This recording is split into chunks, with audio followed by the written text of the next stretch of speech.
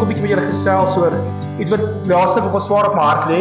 Dit is miskien 'n opvolg vir die woord wat ek laasweek gebring het of 2 weke terug gebring het. Jy onthou ek het 'n woord gebring wat gesê het omdat God ons eers lief gehad het, het hy ons die vermoë gegee om dan ook lief te hê.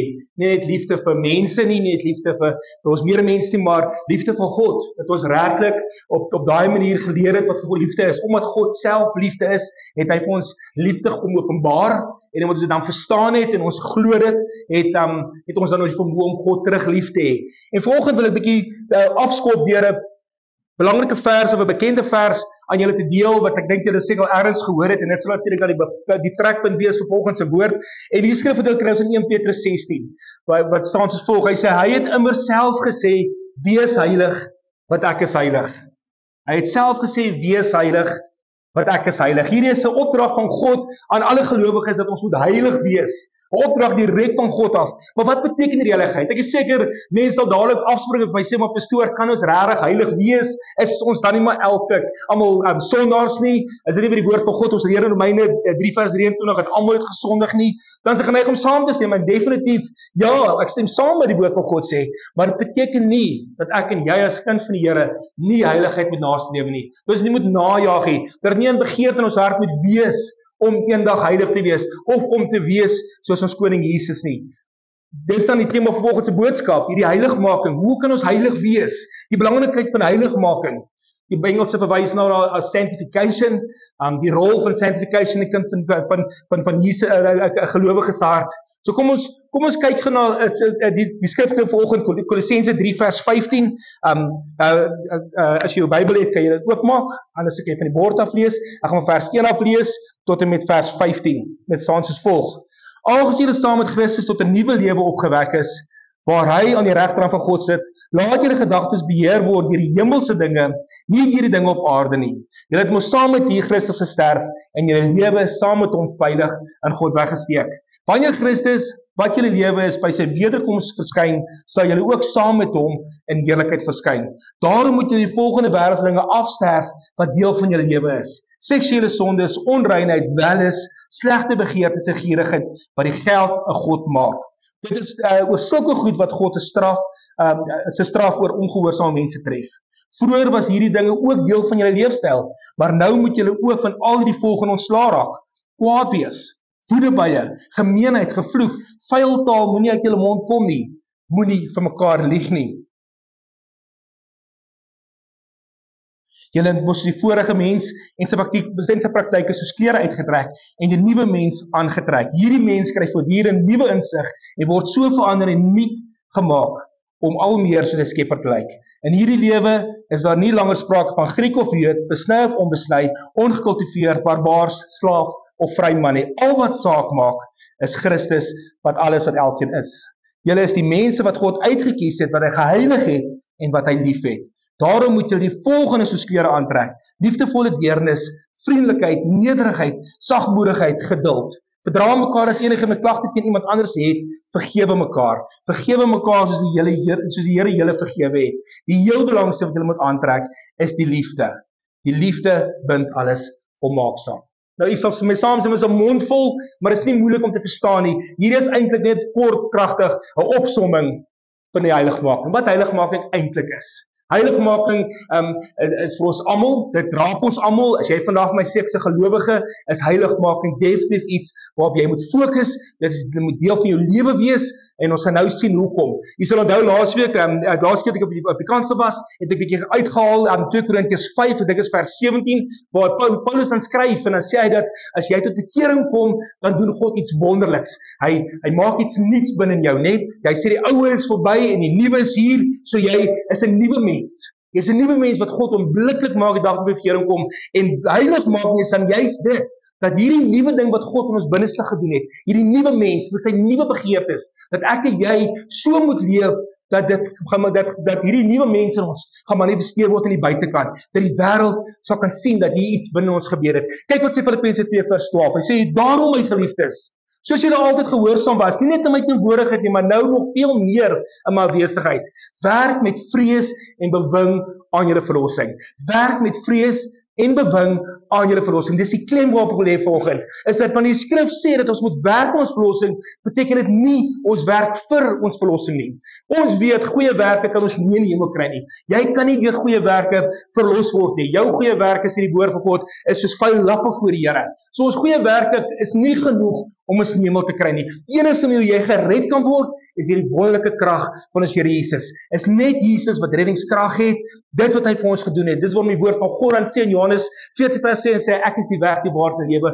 Niemand gaan na die Vader toe behalwe deur my nie. So ons is onder geen illusie nie. Ons weet, ons kan nie onsself in die hemel inwerk nie. Dis nie moontlik nie. Maar ons kan werk aan ons verlossing. Bedoelende, ons kan in ons karakter werk. Ons kan verander hoe ons optree in 'n stikkende wêreld. Hoe ons optree, dat hierdie nuwe mens wat God in ons binne geplaas het, hierdie nuwe hart, hierdie nuwe begeertes, dat dit duidelik sigbaar sal wees vir die wêreld daar buite. Jy het 'n bekending gekom met God die transformasie binne ons gedoen. En is my en jou verantwoordelikheid dan as kinders van die Here, as gelowiges, om hierdie nuwe begeertes sigbaar te maak. En hoe ons optree, hoe ons in die wêreld omtree. Miskien is die omstandighede nog dieselfde, het miskien nog steeds moeilike omstandighede in jou lewe, maar jy's 'n nuwe mens. Moenie verkeerd verstaan nie. God het iets nuuts binne in jou gedoen. En dan sê hy, ons moet werk aan ons verlossing. Ons moet werk hieraan. Nie vir nie, ons moet werk aan. En hoe sê die woord van God aan 2 Timoteus? Hoe doen ons dit? Deur vrees en bewing. Vrees en bewing. Wat bedoel hy daarby? Beteken ons moet bang wees vir God? Nee, God is 'n liefdevolle God. Hy wil nie hê nie, maar as ons verstaan wie God is, as ons sy karakter verstaan, en ons weet dat ons sondaars is, volgens Romeine 3:23, weet ons is sondaars, en ons ken God se karakter, en ons weet dat dit moeilik is om 'n heilige lewe te leef, om 'n goddelike lewe te leef. Ons struikel en is hy elke dag stryd om te doen wat reg is. Ons kry dit nie altyd reg nie. Dis moeilik om hierdie goddelike lewe te leef.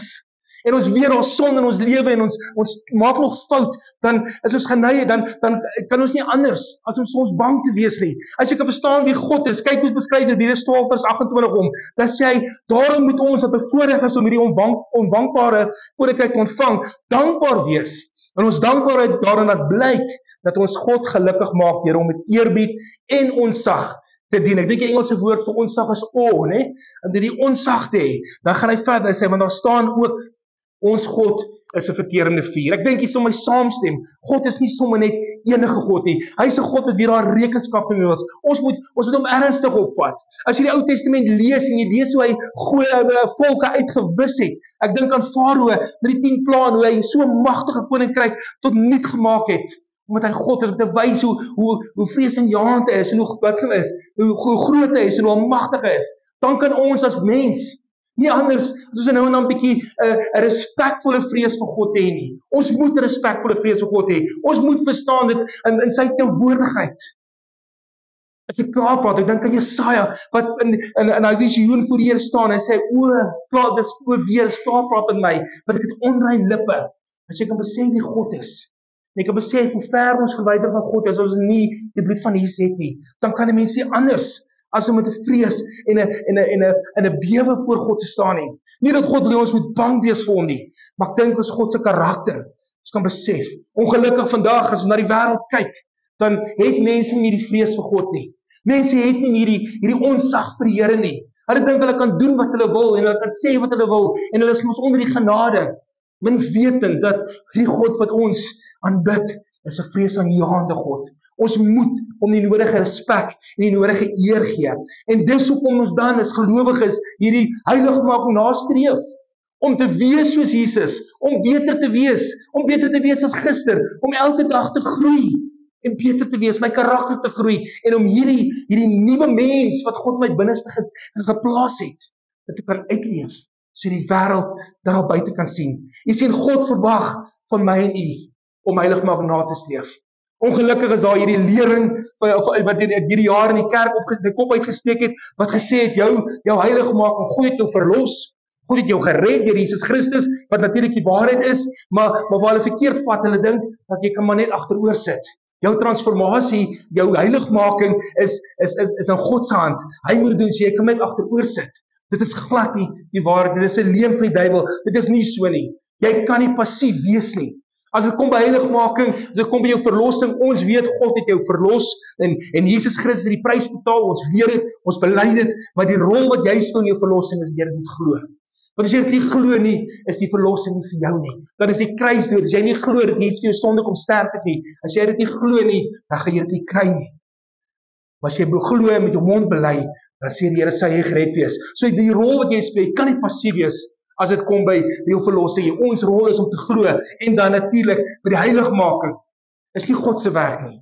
God het die nuwe werk binne jou gedoen, hy het dit binne gesit. Jy is 'n nuwe mens. Hy het klaar sy deel gedoen.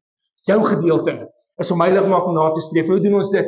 Deur gehoorsaam te wees. Gehoorsaam te wees aan God se gebooie, dit wat hy vir ons geleer het, en wat hy vir ons sê ons moet doen. My heel verantwoordelikheid is om dit te doen. Kyk wat sê 2 Korintiërs 7 vers 1.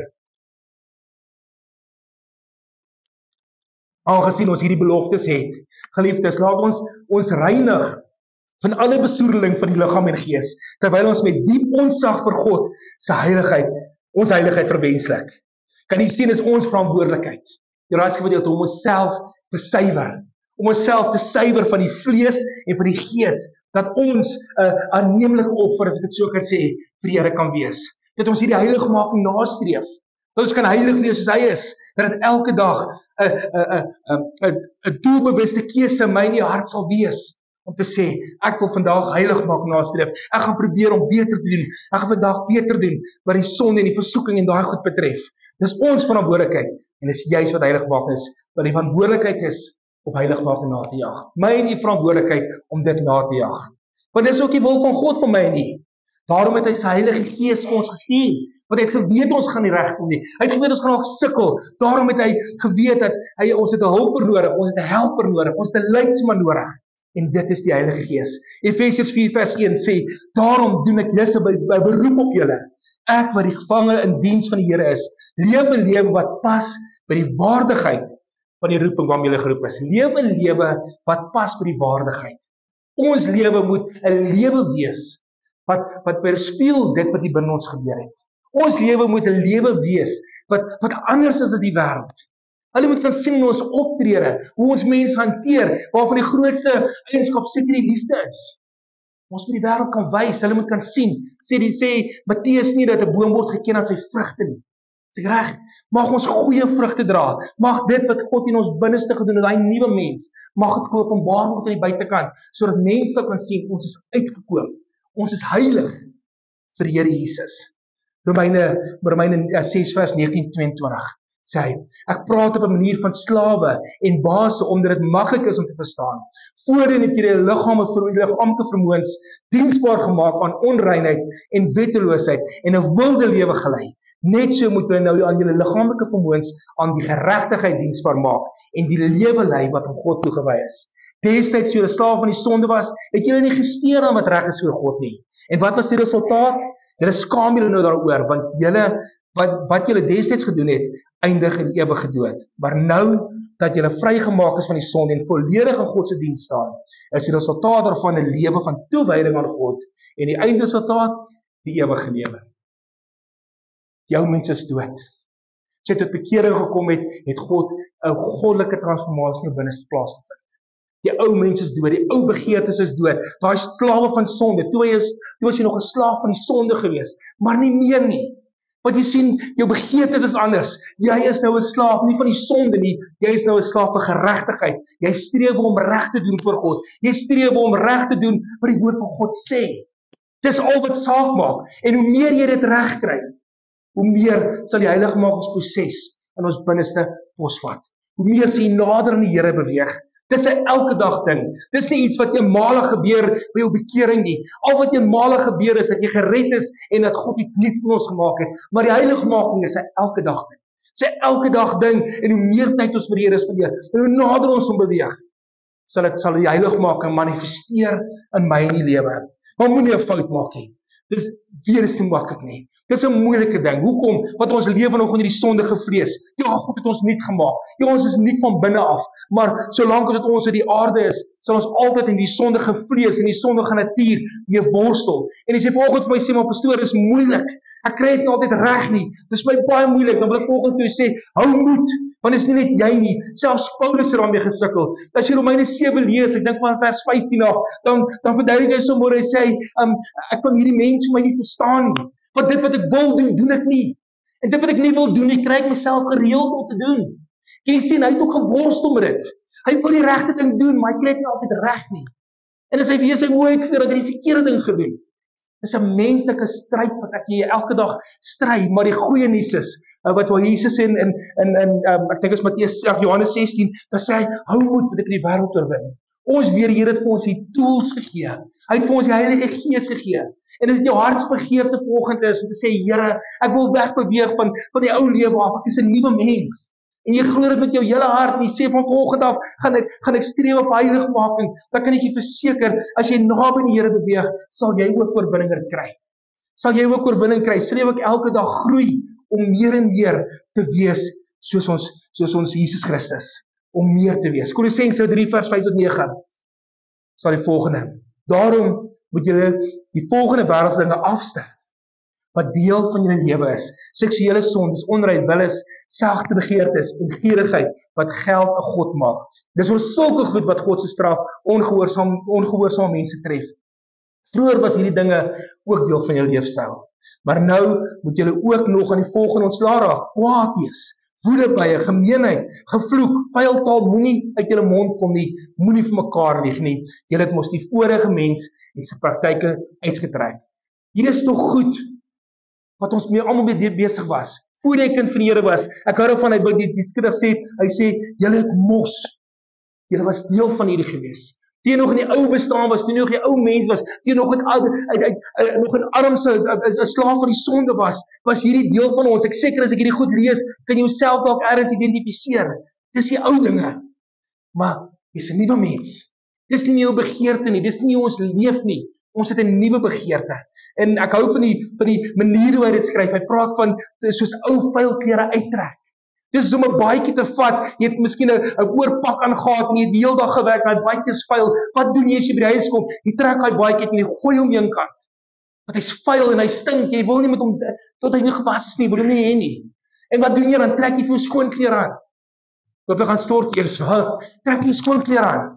En dis 'n nuwe baadjie wat jy aantrek, 'n nuwe klere wat jy aantrek. Dis daai nuwe gewoontes, daai nuwe begeertes om te doen dit wat die woord van God vir ons sê om te doen. Dis nuwe klere wat God vir ons gee. Dis 'n opsomming van die heiligmaking, van Christelike heiligmaking. Oomblik as jy tot bekering kom, het God 'n goddelike ding in jou binneste gedoen. Jy's 'n nuwe mens. Maar die vlees kleef nog vas in ons, want ons nog nie verheerlikte liggame gekry nie. Daarom is die stryd nog steeds daar om die regte ding te doen.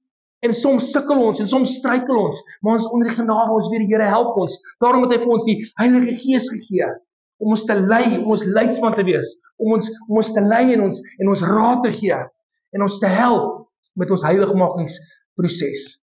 Volgens 2 Korintiërs 5 vers 17 het ek nou oor en oor gesê, is ek en jy 'n nuwe mens. Nie net is 'n verklaring is jou nuut nie. Nie net 'n verklaring is jou nie, maar hy het regtig iets nuuts in jou binneste gedoen. Hy het jou 'n nuwe mens gemaak met nuwe gewoontes. Nuwe mens. Jy's deur God geskep, herskep, kan ek amper sê, in geregtigheid. Jy's herskep. Jy moet nie 'n fout maak, jy's nie twee mense nie. Dis nie sleg en goed in jou twee mense wat jy mekaar beklei nie. God het jou nuut gemaak. Jy het op bekering gekom, maar dit eenmalig is jy nuut gemaak. Dis hoekom Jesus in Johannes 3 daar verduidelik aan Nikodemus die wedergeboorte. En dan kan Nikodemus nie verstaan en hy sê, Here, hoe kan ek weergebore word as ek soveel jaar terug gebore is? Hoe kan ek weergebore word? En alwaar Jesus wys juist dit. Dat as jy gebore word jy gebore as 'n slaaf van die sonde. En tot jy bekering kom, dan word jy weergebore 'n nuwe mens. 'n Nuwe mens. Die ou is dood. Ek dink Paulus skryf en dink ook in Kolossense, dan sê hy, asof Romeine sê hy, dat die ou mens gekruisig, saam met Jesus gekruisig. So jy word weergebore, 'n nuwe mens. Nie meer met sondige begeertes nie, maar met nuwe begeertes. Volgens Romeine 6 was jy 'n slaaf van die sonde, maar nou is jy 'n slaaf van die geregtigheid. Jy is 'n slaaf van geregtigheid. Vroeger het jy die begeertes gehad om dit verkeerd te doen, dit jy nie geplan nie, jy het nie sleg gevoel daaroor nie, jy kon dit voortploeter, dit jy nie geplan nie, wat ek laas keer verduidelik het. Maar nou dat jy tot 'n nuwe mens is, as jy nou lelik was met jou vrou, dan klim jy vinnig op 'n foon. Jy sê ek is jammer. As iemand voor jou ingery het, word jy nie so kwaad nie. Jy's bietjie meer, jou selfbeheersing is beter, want jy's 'n nuwe mens. Jy het 'n strewe en 'n begeerte om beter te doen. Jy jaag geregtigheid na. En dit is die doel van heiligmaking. Om hierdie binneste, hierdie nuwe mens wat God in ons binneste geplaas het, kan dit uitleef na die buite toe. So wat is die basis van heiligmaking? Vers 9 en 10 sê die volgende, dit is die fondasie van heiligmaking, dat julle het mos die vorige mens en sy praktyk soos vuil klere uitgetrek, en die nuwe mens aangetrek. Hierdie mens kry voortdurend nuwe insig, en word so verander en nuut gemaak, om al hoe meer en meer soos sy skepper te wees. Julle het mos, dit beteken is in die verlede, julle het mos, en dan dit is klaar gedoen, julle het klaar die ou lewe uitgetrek, en sy praktyk is soos klere uitgetrek, en die nuwe mens aangetrek.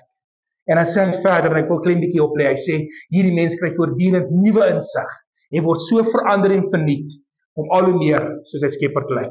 So gesê, die ou mens nie hier nie, hy is in die verlede, ons ken hom nie, hy is dood, saam met Jesus Christus gekruisig, jy is 'n nuwe mens, nuwe identiteit, nuwe begeertes. Die heiligmakingsproses begin by jou wedergeboorte. Van daai oomblik af, as kind van die Here, sê jy dan streef om heilig te wees, om elke dag beter te doen, om elke dag nader aan Jesus te beweeg, elke dag meer van hom te weet, want die ou mens in jy het gesterf, en God het jou nuut gemaak. En van daai dag af, streef jy om heilig te wees, sodat Jesus heilig is. Romeine 5 vers 18 en 19, ja, Adam sy een oortreding, het God se veroordeling oor almal gebring. Maar net so het Christus se een daad van gehoorsaamheid, vryspraak en lewe aan almal gebring. Omdat een persoon aan God gehoorsaam was, omdat een persoon aan God ongehoorsaam was, het baie mense sondaars geword. Net so sal baie deur die gehoorsaamheid van hierdie een, wat natuurlik Jesus is, aan mens tot regverdiges verklaar word. Adam se een daad het sonde in die wêreld ingebring. Maar Jesus se een daad, sy gehoorsaamheid, het veroorsaak dat ons almal tot regverdiges verklaar word, ons wat glo. Die sonde van Adam het ons almal sondaars gemaak, maar Christus se daad het ons almal regverdig gemaak. Dis nie wonderlik nie, jy's nie meer wie jy was nie. As jy volgens my sê, ek is 'n kind van die Here, ek het op die keer gekom, dan wil ek opnuut verklaar en jy dit baie duidelik jou maak. As jy uitstap volgens dat jy weet, jy's nie wie jy was nie. Jy's nie wie jy was nie. God het iets nuuts in jou binneste gedoen. Jy's 'n nuwe mens. Jy's nie twee mense te mekaar veg nie. Ja, jy was vir Adam, maar nou is jy vir Christus. Jy was 'n slaaf van die sonde, maar nou is jy 'n slaaf van geregtigheid. Een mens, nuwe mens wat God bewerkstellig het in jou binneste. 1 Korintiërs 6 vers 9 en 12. Besef julle dan nie dat mense wat 'n sondige lewe lei, geen deel sal kry aan die koninkryk van God nie. Moenie jouself mislei nie. Mense wat 'n onsedelike lewe lei, afgodsdienaars, egbrekers, manlike prostituie en die mans wat met hulle omgaan, diewe, gierigaards, drankers, kwaadpraters, swendelaars, nie een van hierdie mense sal deel kry aan die koninkryk van God nie. Daar was 'n tyd toe julle party van julle presies so was, sê hy. Dit is 'n tyd wat julle ook so was, maar nou is julle sonde afgewas en God het julle aan hom toegewy. Julle is vrygespreekte mense op grond van wat die Here Jesus Christus en die Heilige Gees van God vir julle gedoen het. Ons almal was sondaars gewees. Ons almal was daar gewees, maar dit ons nie gepla het nie. Maar jy sien, as jy 'n nuwe mens, jy 'n nuwe begeertes, dan wil jy nie meer dit doen nie. Jy wil nie meer so lewe nie. En as jy veral jou terugval het, dan pla dit jou. Jy voel sleg daaroor. Jy's ongemaklik daaroor. Jy wil dit bely voor die Here, want jy hou nie daarvan nie. Dis nie wie jy meer is nie, want jy's 'n nuwe mens. Dit beteken nie dat ons nie gaan val nie. Dit beteken nie dat ons onmoeilik gaan wees nie. Soos gesê het, Paulus het ook gesukkel. Dit gebeur, maar ons het 'n streef in ons harte om beter te doen. Ons het 'n streef in ons harte om geregtigheid na te jaag. Ons weet dat ons vrygespreek het deur Jesus Christus en daarom kan ons dit doen deur die werking van die Heilige Gees, dat ons meer en meer soos hy kan wees. Ek is amper klaar. Galasiërs 2 vers 19-20. Gevolglik leef ek nou vir God, sê Paulus. Ek is saam met Christus gekruisig, hy verwys na die ou mens, saam met Christus gekruisig, ek leef nie meer nie, maar Christus leef in my. Die lewe wat ek nou op aarde leef ek deur geloof in die Seun van God, hy wat sy liefde vir my bewys het, deur in my plek te sterf. Is dit nie 'n wonderlike liefde wat God aan ons bewys het nie?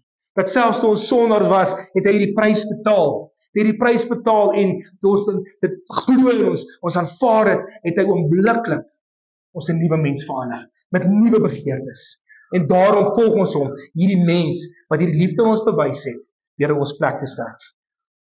Ons gesukkel, ons weet ons gaan sukkel, maar ons weet die begeerte in ons harte is om beter te doen, om die regte ding te doen. En dit, broer en suster, is die heiligmaking wat God van my en u verwag.